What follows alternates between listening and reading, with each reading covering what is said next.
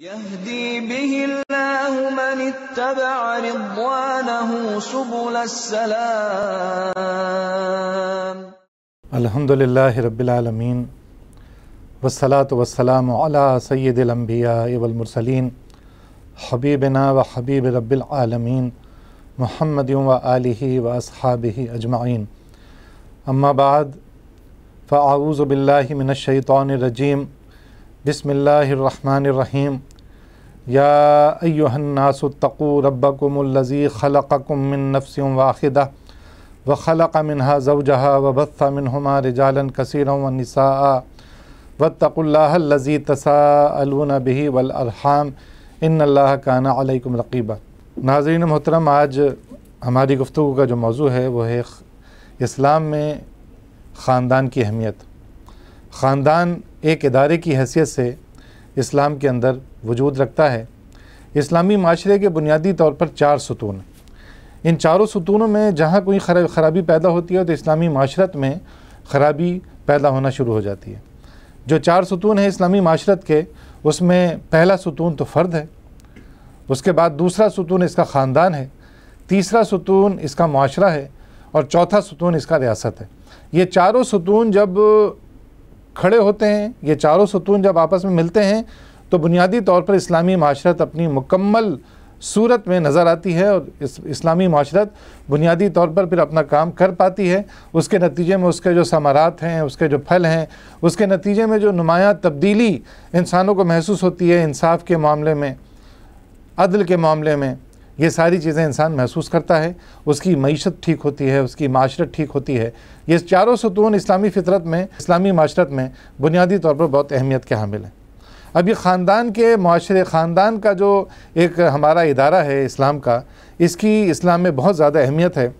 قرآن مجید کی جتنے بھی احکامات ہیں، پورے قرآن مجید سے آیات احکامات اگر آپ نکالیں تو آپ دیکھیں گے کہ اس کا بیشتر حصہ، بعض فقہا کے نزدیک 1/3 حصہ خاندان سے متعلق ہے، خاندان کی مضبوطی سے متعلق ہے، میاں بیوی کے حقوق سے متعلق ہے، ماں باپ کے حقوق سے متعلق ہے، ایسی تمام باتوں سے متعلق ہے جس سے خاندان میں کوئی رخنہ نہ آئے، خاندان میں کوئی پرابلم نہ آئے، خاندان کا یہ ادارہ اسموتھلی، آرام سے، اطمینان سے آگے چلتا رہے.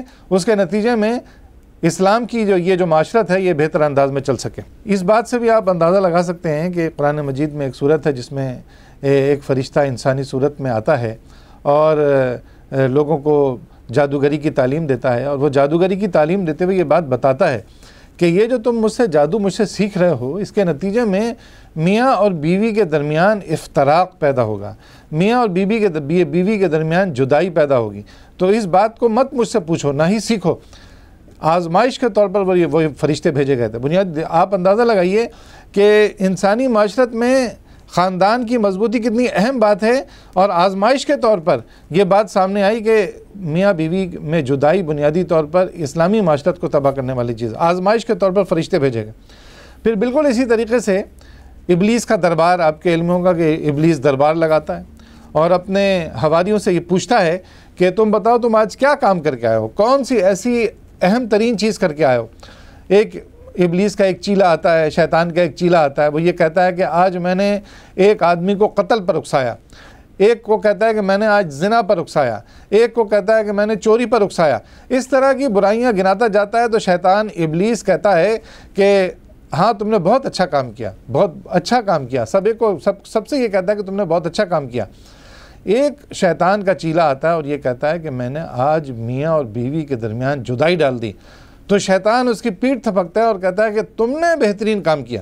آپ اندازہ لگا لیں کہ ابلیس کا بھی جو سب سے بڑا کام ہے وہ اسلامی معاشرت میں جس ستون کو گرانے والا اہم ترین کام وہ اپنے لیے سمجھتا ہے وہ ہے خاندان کے معاشرے کو تباہ کرنا، گویا سحر کاری.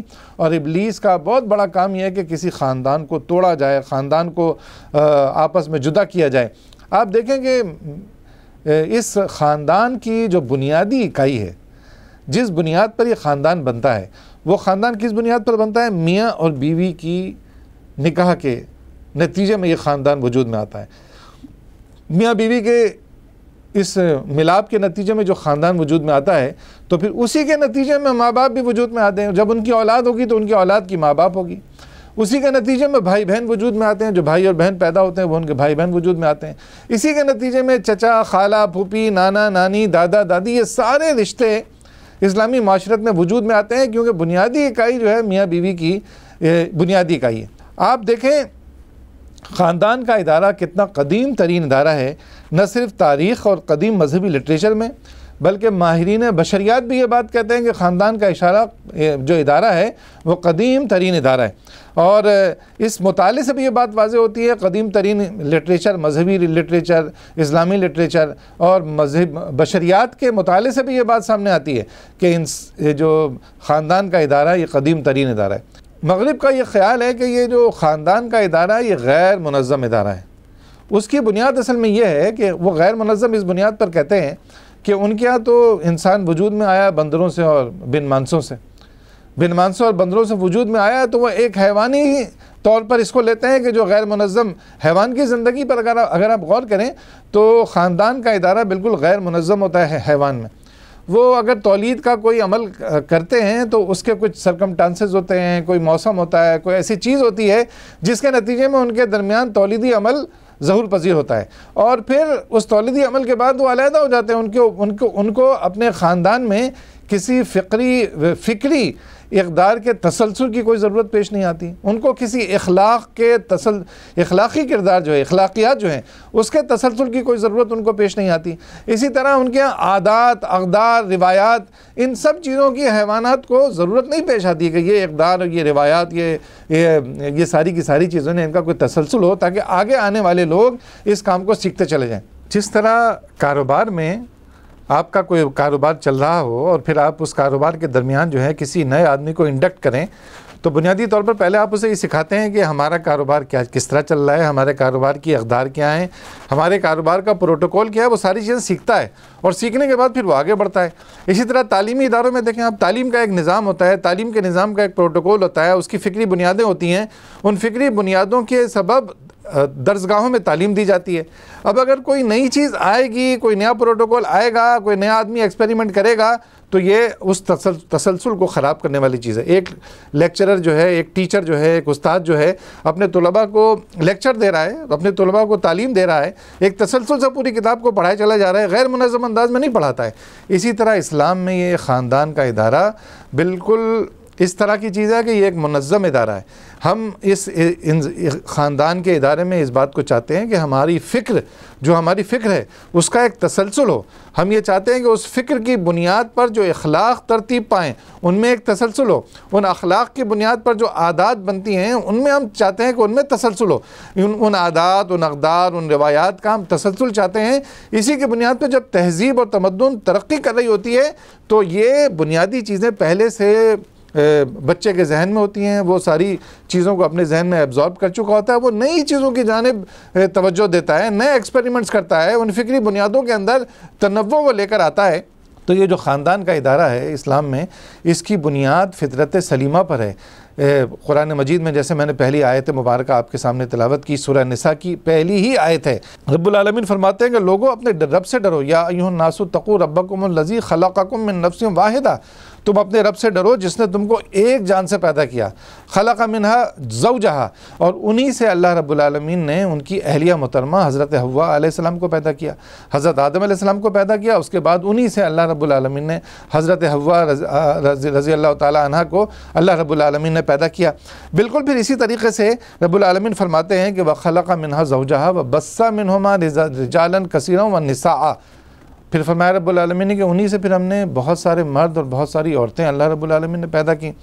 پھر اس کے بعد پھر رب العالمین فرماتے وَبَثَّ مِنْهُمَا رِجَالًا كَثِيرًا وَالنِّسَاءَ وَاتَّقُوا اللَّهَ الَّذِي تَسَاءَلُونَ بِهِ وَالْأَرْحَامَ إِنَّ اللَّهَ كَانَ عَلَيْكُمْ رَقِيبًا، اور ڈرو اس پروردگار سے، اس خدا سے ڈرو جس کا واسطہ دے کر تم ایک دوسرے سے اپنے حقوق مانگتے ہو، رشتہ اور قرابت کے تعلقات کو بگاڑنے سے پرہیز کرو، یقین جانو کہ اللہ تم پر نگرانی کر رہا ہے۔ تو ہمارا جو خاندان ہے وہ تو بنیادی اکائی اس کی بالکل فطرت سلیمہ پر ہے۔ ایک انسان جس کو اللہ رب العالمین نے زمین پر پیدا کرنے سے پہلے فرشتوں سے ڈائیلاگ کیا، اور فرشتوں سے ڈائیلاگ کر کے یہ بات کہی کہ میں زمین پر اپنا ایک نائب، اپنا ایک معتمد، اپنا ایک ریپریزنٹیٹو زمین پر بھیجنا چاہتا ہوں، جسے ہم عربی زبان میں خلیفہ کہتے ہیں۔ رب العالمین نے کہا وَإِذْ قَالَ رَبُّكَ لِلْمَلَائِكَةِ إِنِّي جَاعِلٌ فِي الْأَرْضِ خَلِيفَةً قَالُوا أَتَجْعَلُ فِيهَا مَن يُفْسِدُ فِيهَا وَيَسْفِكُ الدِّمَاءَ وَنَحْنُ نُسَبِّحُ بِحَمْدِكَ وَنُقَدِّسُ لَكَ قَالَ إِنِّي أَعْلَمُ مَا لَا تَعْلَمُونَ۔ اللہ رب العالمین نے ملائکہ سے، فرشتوں سے کہا کہ میں زمین پر اپنا ایک خلیفہ بھیجنا چاہتا ہوں، آدم کی صورت میں، آدمی کی صورت میں۔ اللہ رب العالمین نے آدم علیہ السلام کو بھیجا، علم کی معراج سکھا کر، پورے علم کا پورا ذخیرہ حضرت آدم علیہ السلام کو سکھایا۔ فرشتوں کے سامنے پھر فرشتوں سے پوچھا کہ مجھے فلاں فلاں چیزوں کے بارے میں بتاؤ۔ فرشتوں نے کہا کہ ہم تو اتنا ہی جانتے ہیں رب العالمین جتنا آپ نے ہمیں بتایا ہے، لیکن حضرت آدم علیہ السلام سے کہا گیا کہ اے آدم آپ بتائیے۔ تو حضرت آدم علیہ السلام نے ساری چیزوں کا، جن چیزوں کا علم اللہ رب العالمین نے دیا تھا، ان سب چیزوں کا نام سب کچھ صحیح طریقے سے بتا دیا۔ تو بنیادی طور پر ہمارا خاندان جو ہے وہ ایک فطرت سلیمہ پر کے مطابق بنا ہے، ایک بہترین خاندانی روایات اور اقدار کے تسلسل کی بنیاد پر بنا ہے، یہ کوئی غیر منظم ادارہ نہیں ہے۔ يهدي به الله من اتبع رضوانه سبل السلام